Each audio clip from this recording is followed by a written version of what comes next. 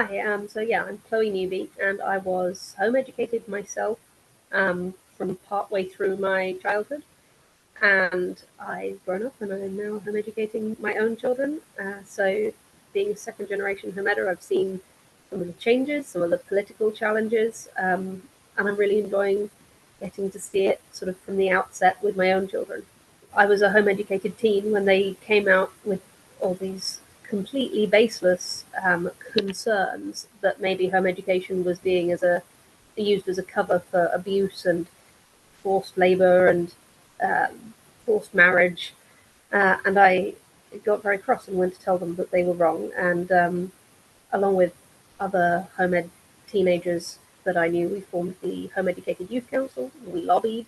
You know, my own experience of standing up to the government was quite intense, but I had a whole community around me. I feel very small against the bureaucracy, um, and there's not much you can do.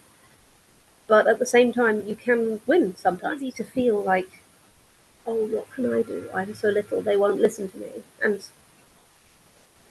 it's possibly true that they won't listen, but it's also possibly true that they will, or they won't be able to shut you up.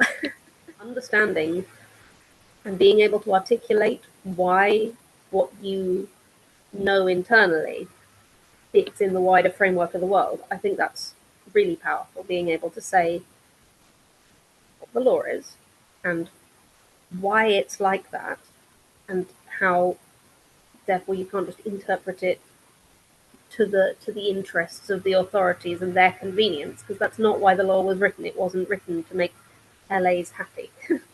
I think even if you lose a battle, it still feels better to know that you followed through what you believe in and what you understand. And I think when it comes from the mouths of the children who are directly impacted, well, they at least have to pretend to listen. It's very rude to ignore a child. I think we need to all take some responsibility, and that includes at least the teenagers and some younger children who care about having their future the way they want it to be. And they've got as much power to send a postcard or write an email as anyone else. They're still constituents. They have to be listened to some degree.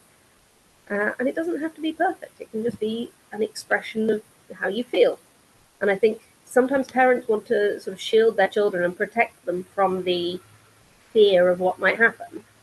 But I think, A, children are stronger than you realize often. Um, and B, they'll feel more secure if they know we're all fighting this and here's something you can do, than if it's just sit there, stay still while the adults do things. I think it's really important to hear from the children themselves that it does actually harm them to feel intruded upon and watched, because it's very easy to dismiss that. But children actually do have a sense of privacy. They do actually have a sense of concern about being treated differently. They do actually find these things meaningfully difficult. And so it's not just the parents complaining because they don't want to do paperwork. It's the parents trying to protect their children. And sometimes the MPs don't believe that until the child themselves comes and says, actually, I don't feel like this will support my well-being. It's actually making me quite distressed. I think as a child, I wanted the right to have decisions made about me by people who were personally invested in me, not who were just doing it as part of their job.